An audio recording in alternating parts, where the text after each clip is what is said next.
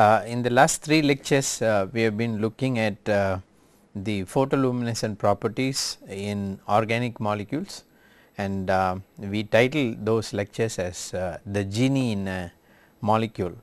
When we look at the photonic applications, not only the organic molecules have an edge over the inorganic phosphors in terms of large area displays, in terms of economic viability, but at the same time we cannot refuse the potential of the inorganic phosphors, because in the last 3 decades the inorganic phosphors have controlled any sort of photonic displays which has been in the market. So, in today's lecture I am going to cover something about inorganic phosphors. Especially I would like to touch on 3 important issues which has come to prominence in the last 5 to 10 years. One of the issue is of quantum size effect, which directly takes us to the issue of nano science and alloying effect in these phosphors. How do they affect the PL properties, and then doping effect in these inorganic phosphors. Notably, if we look at the market and the emerging trends and potential for applications, one would see that 3 compounds are choice phosphors which can be used in a variety of environment. One is cadmium sulphide, zinc sulphide and zinc oxide. These are emerging photonic materials. So, I am going to take you through a course of slides just to impress upon you these 3 aspects, and also tell why these phosphors still will hold the market.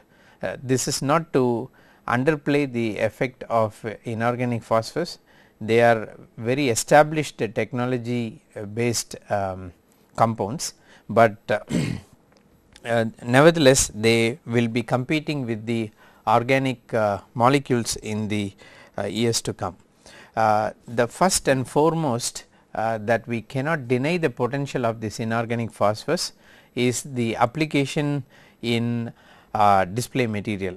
What you see here is the CRT tube, cathode ray tube, and in the cathode ray tube you have the cathode here and you have the anode here. Anode is nothing but your screen, and this is typically how the old generation computers have performed. So, this is a typical CRT tube where cathode, the electron gun goes from here all the way hitting here. I will not go into all these parts because this is a general description of a CRT tube, but quickly I want to take you to the item number 8 in this cartoon. 8 is nothing but the fluorescent screen, a glass which is coated with a graphitic layer, a very thin graphitic layer, but between the graphitic layer and the glass is coated the phosphors, and the phosphors are typically like this. They are called triads of red, green and blue. Red, green and blue phosphors are coated in this fashion. So, when you actually have the cathode ray going and hitting at these triads in different proportion, then you would get a continuous image coming out of the screen. So, this is how a typical CRT works, but the issue of color is actually determined by inorganic phosphors. And what are these phosphors? They are mainly zinc sulphide doped with either silver or copper. If it is doped with copper, then you get the green color, and if it is doped with the silver, then you get the blue color. And yttrium oxide doped with europium is actually used for red. So, you have the zinc sulphide based phosphors holding key for the CRT applications. As you see, this is one of the very first TVs which came in picture, and this is a full color display. So, for full color display in our TV screens, you essentially resort to inorganic phosphors, mainly those are zinc sulphide based ones, and typically the spectrum is like this. You can see this is the silver doped ZnS, this is the copper doped ZnS, and these are the emissions coming from yttria doped with europium. So, in essence all three phosphors together control the full color display in a typical CRT tube. And what is important here, as I told you, in the organic molecules we are talking about energy levels, and these energy levels are mostly to do with the HOMO to LUMO and the way the HOMO LUMO is spread, and based on that you can tune the color. This we have seen in the last 3 talks. And in this lecture I would like to take you to the issue of bandgap, because in inorganic phosphors we are not talking about discrete energy levels, but we are talking about bandgap, and this bandgap essentially controls the sort of luminescence.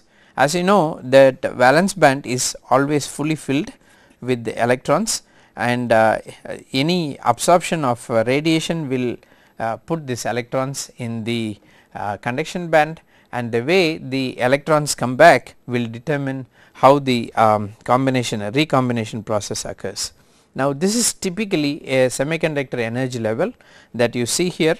This gap between these energy levels are exaggerated just to make sure that we talk about this process with some clarity, otherwise they are a continuous spread of these energy levels forming the valence band and the conduction band. So, in reality and at room temperature there are practically no electrons in the conduction band compared to the number of electrons in the valence band. Also in reality the distance between the energy levels in the band is practically 0 compared to the size of the band gap. Now, what happens when you have some light that is shining?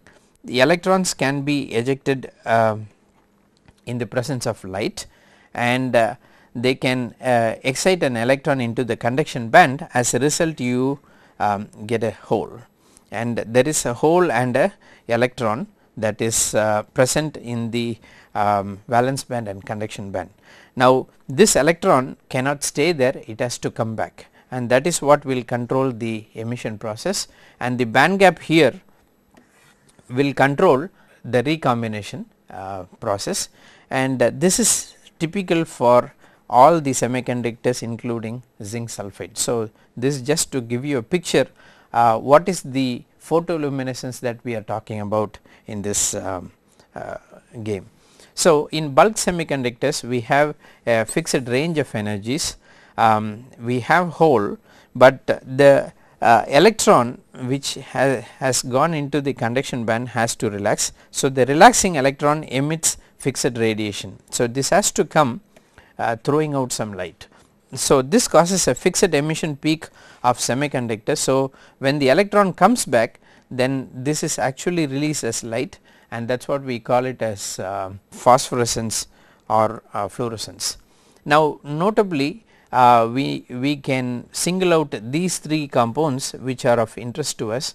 Cadmium sulphide is the low band gap semiconductor, and zinc sulphide is the wide band gap semiconductor, and in between these two zinc oxide also finds interesting applications. So, all these are classified as wide band gap 2,6 semiconductor materials.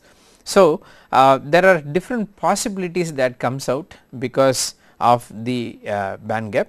One is since zinc, cadmium, mercury, they fall in the same group. Now, we can think of cadmium, zinc, cadmium, mercury. So, we can think of solid solutions between zinc and cadmium. As a result, we can go for a new set of wide band gap semiconductors.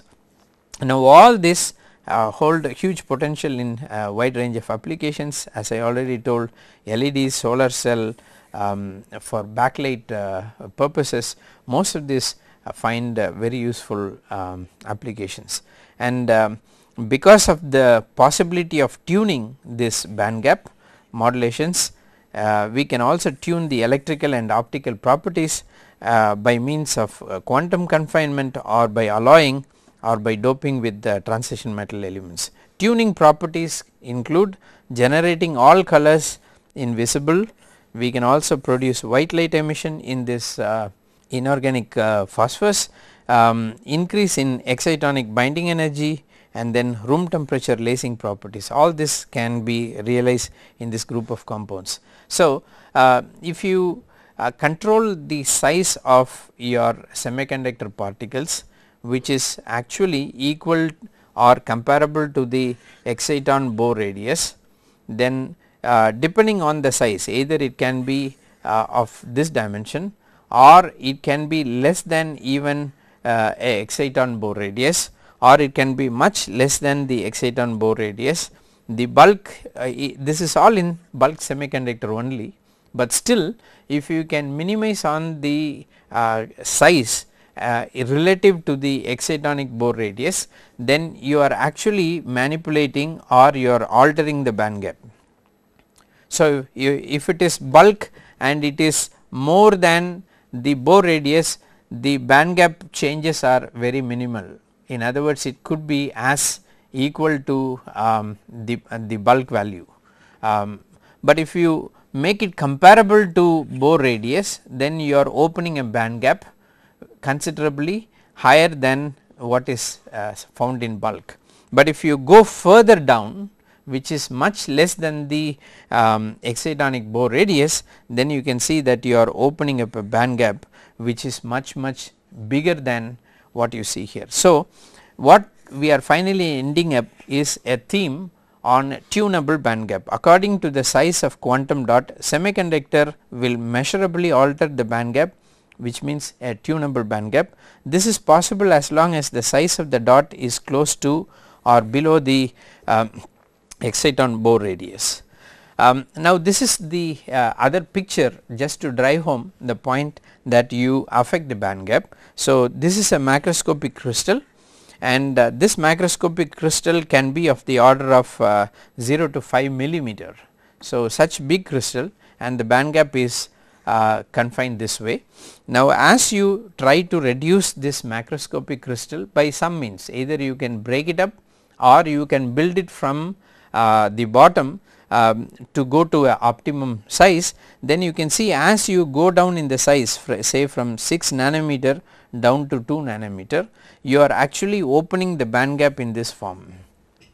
As a result, when the bandgap is getting altered, you see the changes coming out both in optical properties, electronic properties. As a result, you can throw unique variety of applications or variation in the properties just by controlling the bandgap. So, this becomes a challenge for both chemists as well as physicists as to understand what is the correlation between the size and the properties. So, in nano size or in quantum confinement, you are throwing entirely a different gamut of properties which are not true for the bulk materials. So, in quantum dots, which is another important issue, especially with cadmium sulphide or cadmium selenide based compounds, you are talking about exciton Bohr radius, that is the distance between the electron and the hole, and this binding radius is what you call it as a exciton Bohr radius. So, this exciton Bohr radius, if it is like this and your particle is much less than the exciton Bohr radius, then you are talking about a quantum confinement. If the size of a semiconductor crystal becomes small enough that it approaches the size of materials exciton Bohr radius, the electron energy levels can no longer be treated as continuous, treated as discrete, meaning that there is a small and finite separation. This situation of discrete energy levels is called quantum confinement. So, in quantum confinement, what is that we are looking at? Suppose you have 3 quantum dots. then you are talking about 15 nanometer. That is the size of range that we can simulate. If we are talking about several such quantum dots to the order of say 40 lakhs or 4,000 dots, then such small array will only constitute to the order of 2 centimeters. So many quantum dots you can try to assemble in just 2 centimeters. So that is the quantum confinement that we can talk about. A field for the size of a quantum dot, each dot is between 2 and 10 nanometers or 10 to 50 atoms in diameter, lined end to end. 2 million dots would be 1 centimeter long. Now this can come by suspending the dots in liquid, gel or solid matrix. So we can prepare it in many different ways. So the size dependent color also goes with the size. As you see here, if the quantum dot is well below the excitonic Bohr radius, now obviously the color will be in blue. Now if it is intermediate, say around 10 nanometers or so, you are talking something about green, and if it is beyond the excitonic Bohr radius, then you are talking about red emission. So one single system, but if you are going to confine it in different ways, different sizes, then you play around with the whole spectrum of emission. So quantum dots, the size of the band gap is controlled simply by adjusting the dot. This becomes a challenge for chemists, because chemists have n number of ways to produce these quantum dots, typically the wet chemical routes, and by which you can play around with a wide range of particles which can affect the PL properties. Because the emission frequency of a dot is dependent on the band gap, therefore it is possible to control the output length of the dot. One of the classic example for such a quantum confinement is quantum dots, semiconductor nanocrystals, and the notable ones which are potential for this quantum confinement is cadmium sulfide, selenide or telluride. This is also called as chalcogenides. Chalcogenides are those which form compounds with sulfur, selenium and tellurium. So cadmium based chalcogenides are a very candid material for quantum dot applications. So is lead, sulfide, selenide and telluride, and you also have this 3,5 semiconductors like gallium phosphide, indium phosphide, gallium antimonide, gallium arsenide. All these are essentially possible to be for quantum confinement. So this is typically a view graph, a TM picture of cadmium selenide nanocrystal, which can be prepared. As you see here, this is of the order of 15 nanometers, and each dot will be somewhere around 5 to 6 nanometers. Structure of this cadmium sulfide quantum nanodots, you can see in a matrix, you can see how the quantum dots can be arranged. If you just take a high resolution TM image of one of this crystal, then you can see that this clearly shows a well ordered quantum dot structure. And this quantum dots can be capped with surface stabilizing capping molecules. So if you want to preserve this cadmium sulfide for specific applications, the best way that you can preserve it from getting agglomerated with another quantum dot is to cap it. So these are all the capping molecules. So these capping molecules can actually isolate every single quantum dot from the other. In other words, you can actually separate it out like this. So each of this is a quantum dot in one sense, because they are all capped with a capping molecule of this architecture. So this is one way that you can keep it, and most of these cadmium selenides are not isolated as solid products, they are actually as suspensions or colloids. So if you want to coat it, you can actually take a colloid or a suspension and spin coat it, you get a quantum dot. So that is the way to do it, and typically in a chemistry way you can make this quantum dots by simple chemistry routes. You can take cadmium oxide solution and then you can put selenium solution, seleniting agents, and if you can do it in argon atmosphere, cadmium oxide plus selenium will give you cadmium selenide quantum dots. Or if you want to cap this cadmium selenide with zinc sulphide, all you need to do is in situ, as you are generating cadmium sulphide, you try to put zincating molecules, and this is a sulfur source. So, you can actually try to coat this cadmium selenide with zinc sulphide. So, this is another way which you call this as cadmium selenide core shell quantum dots, and typically you can see that these quantum dots are of this size, and it is well spread. You can try to isolate it as a colloid or as a suspension, and the PL of such a compound shows a very strong red emission. So, this is reported by Bevendis group. So, several such molecules are possible. Optical properties of this quantum dots you can fine tune like anything. So, if you talk about cadmium selenide, the candidates are mainly from blue to red, but if you want a sharp red color, then you can go for cadmium telluride, and you can see here that the band gap also changes with the, the size or with the chalcogenides that you are talking about, and because of that you can actually generate a wide spread of PL emission, controlling the particle size, and in most cases you see the absolute quantum yield is that of 60 to 70%. So, such highly luminescing suspensions of quantum dots can be acquired, and we can play around with several such systems, not only cadmium selenide, cadmium sulphide, you can also play around with zinc sulphide based compounds. Now, one of the prime application of this quantum dots is in the biotechnological applications.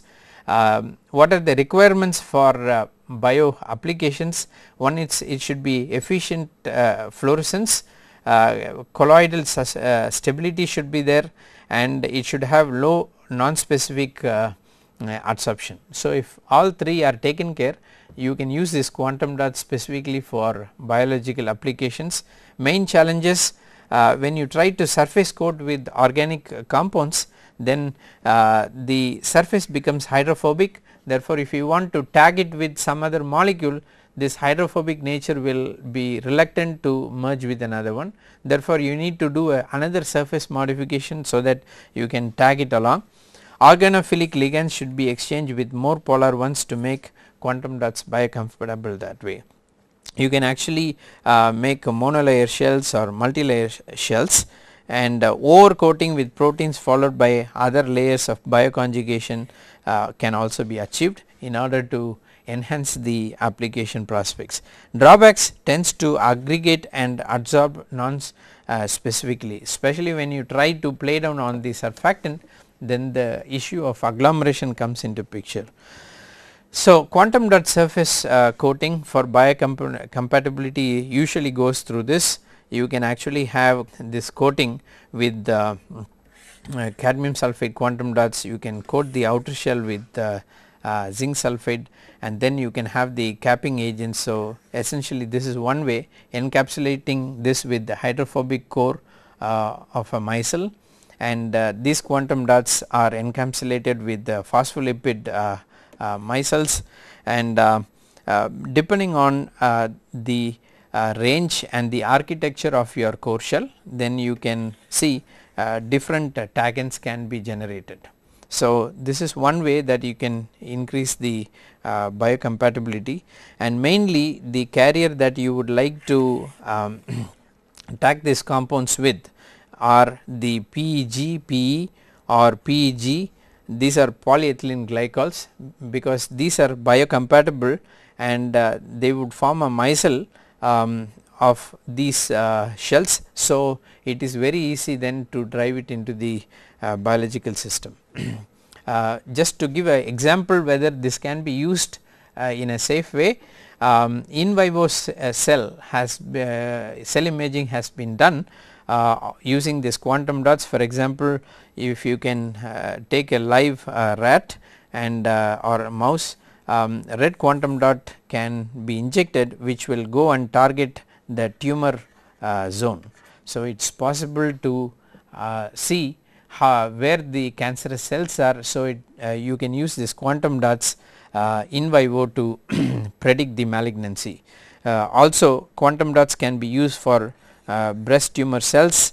Here we have green quantum dots filled vesicles, which they move towards the nucleus to spot the areas where breast tumor cells can be located.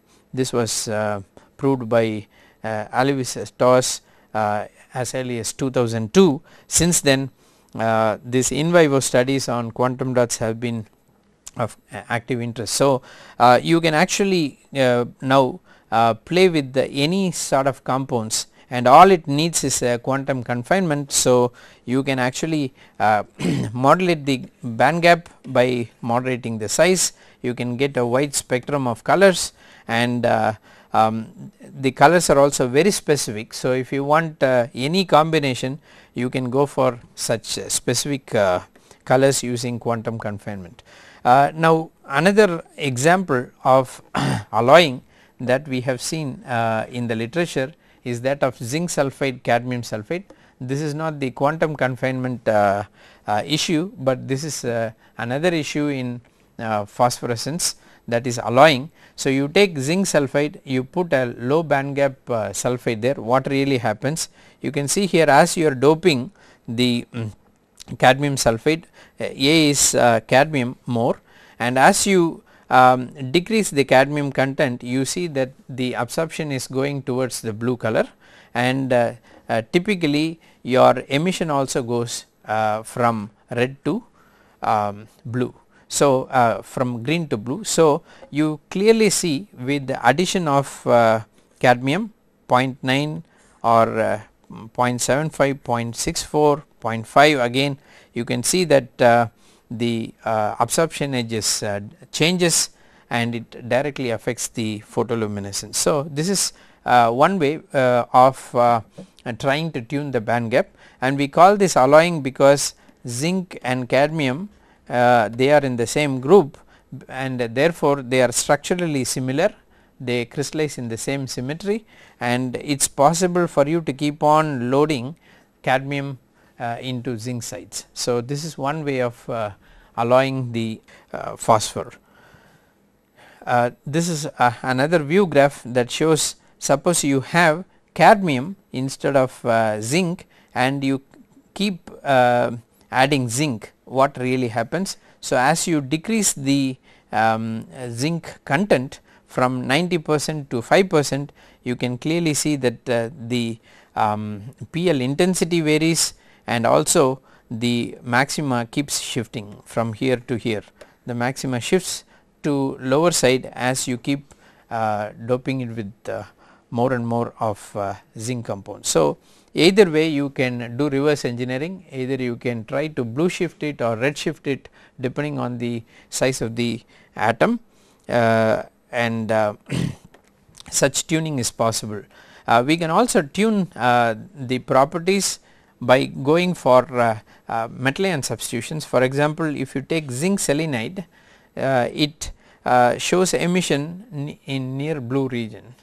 Okay. So, if you start doping with transition metals, these are all activators in this band gap. So, depending on the nature of the transition metal that you are doping, you can get specific colors. You can play around between 400 to 550 nanometer if you are doping with copper, and specifically if I am interested in red, then I would go for manganese doping. So, just by doping a particular transition metal, you can actually play around with the color coordinates, and this was proposed as early as 2005 by Pradhan and co-workers. And Another important thing is the photoluminescence is very sensitive to the crystal field environment, and as a result, even if you are going to dope just 2% of manganese or 6% of manganese, you can tune the band gap considerably. D.D. Sharma's group have reported quite a bit on this, where you dope manganese in zinc sulphide or doped manganese in cadmium sulphide, you can clearly see this is the undoped zinc sulphide PL emission, which is centered around 450 nanometers or so.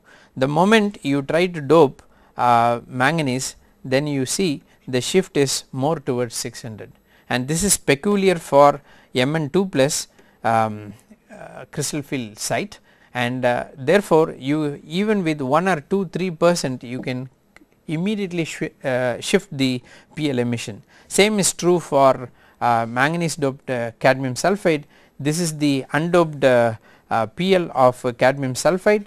The moment you put manganese, you can shift it to red region. So, manganese is very specific to these semiconductors. So, you can tune the band with minimum quantity of manganese doping, and this is what happens in both these cases. You can see when you have smaller ratios, say 0.10%, 0.19%, you can clearly change the PL compared to larger doping concentration. So, even with small amount of manganese we can fine tune, and in this case you can see each of these colors are specific to the CAE coordinates. So, if you want something near to white, you can see here for 0.10% or 0.19% you can clearly get nearly white light emitting cadmium sulphide nanoparticles. So, this is one way that we can tune the color. Just before I go to specific examples from our own work, I would like to list some of the important semiconductors which are already in market. There is established technology already for these semiconductors, and these are the list of materials that we can see which is already used in our optoelectronic applications. For example, we are talking now about zinc sulphide, zinc selenide. They are already in LEDs, which they are used in LEDs, and you also have cadmium telluride used in detectors. Mostly you can see the gallium based indium based ones which are traditionally used, and this is one of the reason why organic molecules are challenging, because these are very expensive routes to make LEDs. So, if you can use a rugged organic molecule for both large area displays as well as for minimizing on the threshold voltage, then you can actually bring down the cost of these LEDs by orders of magnitude. So, this is one of the reason why organic displays are more prominent in today's application, but nevertheless these are proven technology where the chemistry or the physics of these semiconductors are already understood. So, with this in view, let me go to some of the examples from our own group, just to show that how the chemical routes can actually modify the sizes, and depending on the size how the PL can vary. So, just one example on the quantum size effect, how we can make this sort of quantum dots without capping, because once you cap it, then you try to modify or you try to restrict the applications, you cannot use it as it is. So, one of the main thrust is to prepare uncapped cadmium sulphide. One of the way that you can do that is using sonochemical synthesis. The principle of sonochemical synthesis I have already discussed in the first module on preparation. Therefore, the simplest way to work on it is take cadmium acetate and elemental sulfur in DMSO. You can just sonicate it for 3 to 5 hours. You can get well dispersed cadmium sulphide nanoparticles. How do we know that we have nanoparticles? We can look at the properties, and how we can achieve this nanoparticles by simple cavitation technique, and this cavitation will break into a hot spot, and this hot spot will essentially will try to take out the organic moiety. It will sort of cleave the organic moiety, and then it will release reactive cadmium, and this will react with your sulfur and form cadmium sulfur nanoparticles. So, this is a simple way. One of the reason why we can resort to sonochemical stuff is you do not have any side products that will affect the cadmium sulfide nanoparticles. Everything will go into the solution, therefore, you can easily preserve it. Just to give a comparison between the properties of cadmium sulfide prepared by two different methods. For example, you can prepare it by microwave, where you can take cadmium acetate and sulfur, elemental sulfur, expose it to microwave, you will get cadmium sulfide. You can also use it use sonochemistry to prepare, and just to give you an idea how they look, the particle size distribution of the sonochemically prepared one clearly shows the average agglomerate size is well below 1 micron, whereas in the microwave reaction you see a spread like this. So, if you are actually looking for specific application, it is not possible to use a cadmium sulfide particle which has such a wide range. You need to have a narrow range, and in such cases you can see that the sonochemical approach is very selective. One of the way you can also answer this question, whether it is nano or not, or whether it is below 10 nanometers, is from the broadening of the peak. You can see the X-ray broadening of this peak clearly suggests that they are in the nano range, although this is also in nano range, but still it is much narrower compared to sonochemically prepared compound, and typically if you look at the TM pictures, you can see clearly the variation.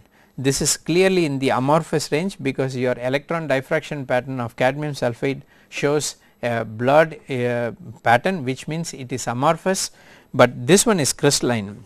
The one prepared by microwave is crystalline, it gives a dot pattern, and the size of the clusters are well below 10 nanometers. So, each of these are particles, and if you look at this, they are below 10 nanometers, whereas this is roughly around 20 to 30 nanometers. So, depending on the preparative route, you can actually prepare a wide size of range, and these ones, although they are agglomerated, you can see specifically they are individual particles just fused together without any capping. That is important, and once we prepare particles less than 10 nanometer, you can also see that they are blue shifted. So, you can see that the blue shift for cadmium sulfide compared to the microwave prepared cadmium sulfide particle. Yeah. So, another example of how we can modify these compounds by chemical route, let us take the microwave route and take specific example of cadmium sulfide, which is doped with zinc. So, cadmium, if you keep on increasing from say 1% to 5%, 1 to 5% of zinc, you can clearly say even with such low doping concentration, this is your cadmium sulfide typical hexagonal structure, and once you start doping with zinc, you can see that these X-ray peaks are slowly coming down and they fade and immediately transforms into a cubic phase, which is typical of zinc sulfide. So, from a hexagonal to a cubic pattern, you can just simply transform in just with less than 5% of zinc doping. So, the fact that it affects the crystal structure clearly shows that you can engineer this compound, you can make solid solutions. Similarly, we do not have to confine just with lower doping concentration of zinc, we can go 10%, 20%, 30, 40 and 50%. You can clearly see compared to your parent cadmium sulfide, you can almost make a amorphous or weakly crystalline zinc sulfide based cubic pattern. So, definitely using chemical routes we can successfully dope, and this is the view graph of how the zinc sulphide doped cadmium sulphate nanoparticles are, and you can clearly see that these are all the embedded particles, and they clearly shows the crystallinity and the lattice planar spacings are specific to the zinc concentration, and this is your SAD pattern showing that these are crystalline, and we can index that to specific planes. Now, when we look at the absorption spectra and the PL spectra, one can clearly understand how we can alloy this compound, and if alloying is really true, then it has to show in the optical bandage. Cadmium sulphide, as I told you, is a low band gap material compared to zinc sulphide. So, if you actually dope cadmium sulphide with zinc, immediately you will see the shift in the absorption edge. So, typically you can see, say from 550 it comes down to nearly 420 nanometers. So, this is one way that you can understand whether your chemical doping or chemical process is really useful for fine tuning your band gap, and if that is so, then your PL spectra should also show changes, and you can see here zinc sulphide shows very large bandwidth, mainly because it is turning more amorphous, and it is cubic in pattern, and because of that you have a very broad PL emission compared to cadmium sulphide. So, any sort of zinc incorporation will widen your PL emission, and this is noted in the emission spectra. Now, we can also try to see how the zinc doping really affects. So, you take the cadmium sulphide case and start doping it with zinc. You can see as you go from 1 to 5% of zinc doping, you can notice that there is a peak that is propping up from zinc doped ones, say around 550 nanometers, and this is typical for the influence of zinc on cadmium sulphide. Okay. So, this is your cadmium sulphide emission, and once you start doping with zinc, you see this hump is coming, and this is mainly coming from defect emission, because in zinc sulphide, if your sulfur concentration is less, then immediately it will induce a defect concentration. So, zinc seems to be more sensitive to sulfur deficiency or sulfur defects compared to cadmium sulphide.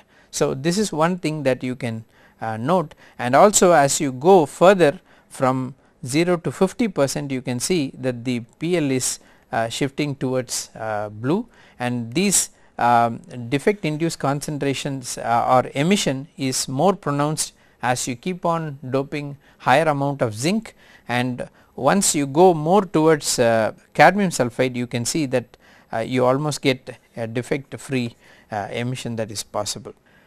Now, if you have broad emission, then one of the thing that we would like to do is see whether we can get a broad emission that would amount to white light emission. So, how can we do that? If we try to take this composition which is 50-50, in other words, those should be slightly cadmium rich compositions, 0.54 or 0.51, 54, 58, always keeping cadmium slightly rich compared to zinc.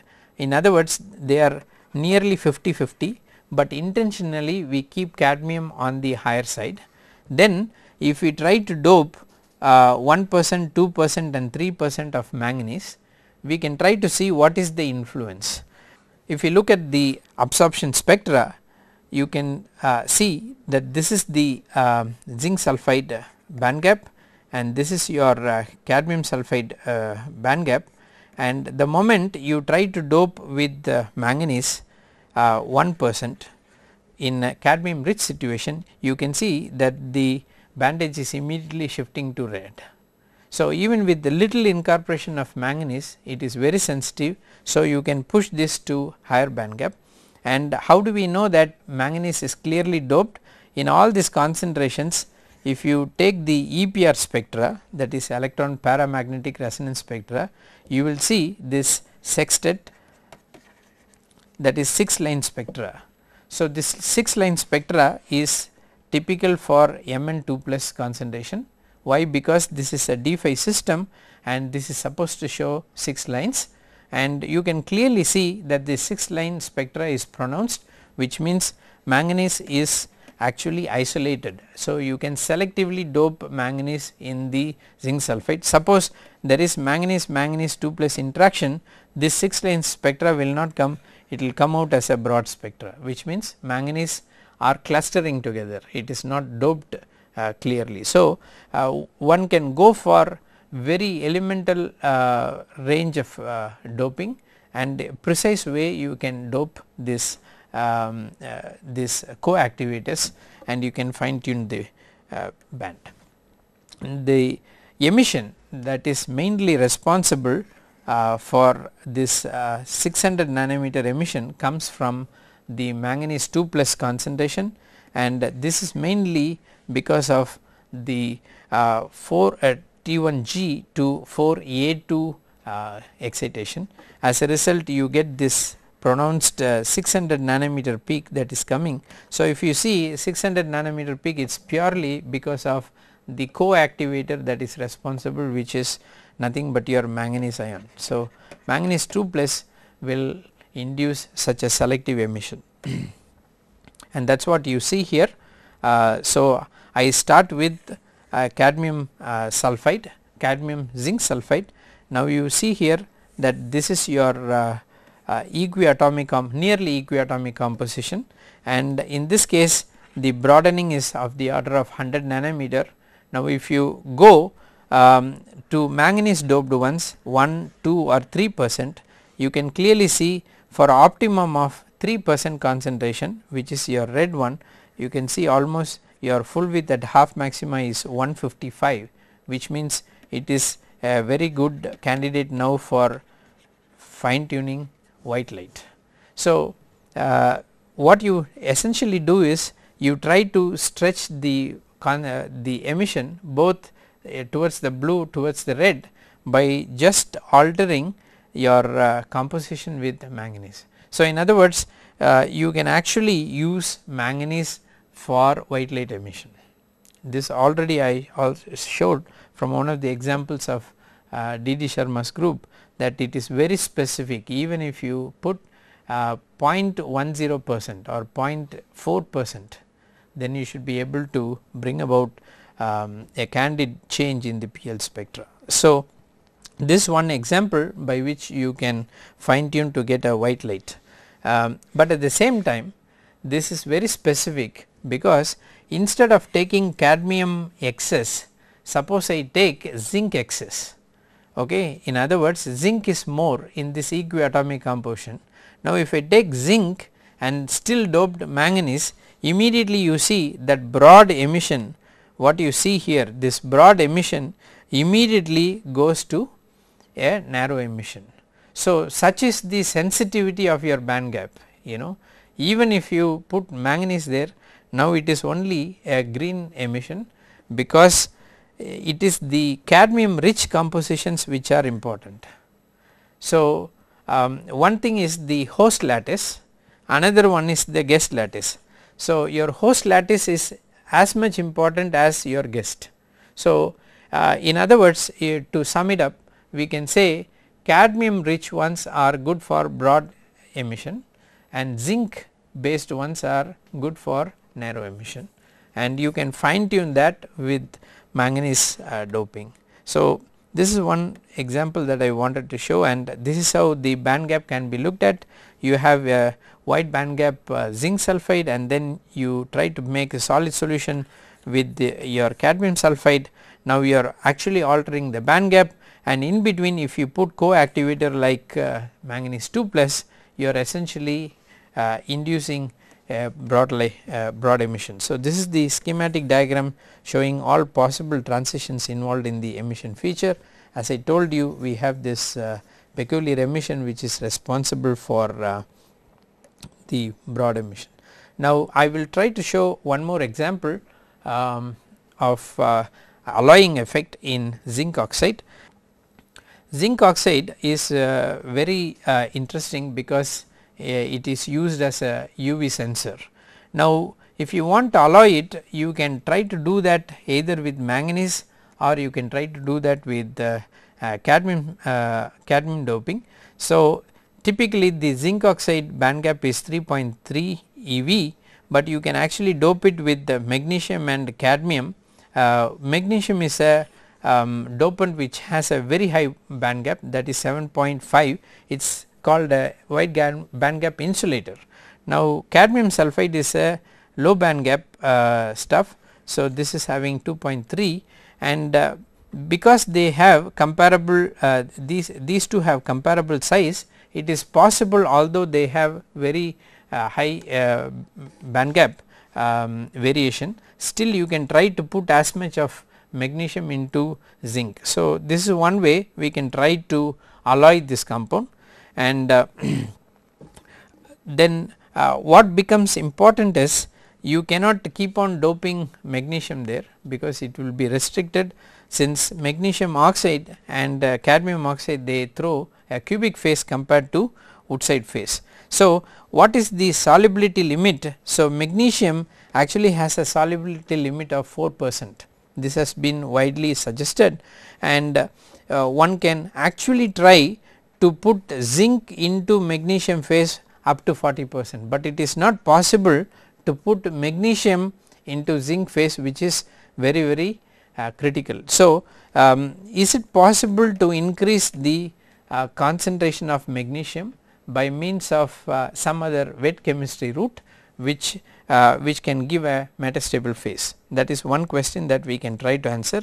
Cadmium solubility is only 2%, can we increase it using any chemical procedures? So many studies have gone through, and I will just show some of our own results on this.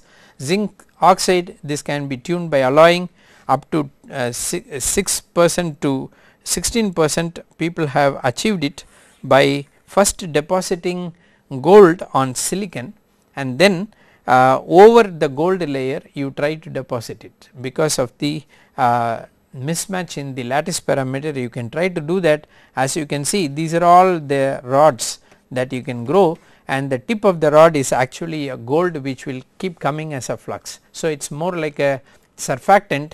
Your as you keep growing your zinc oxide, the gold will come on the tip. That is what you see here from this SEM picture.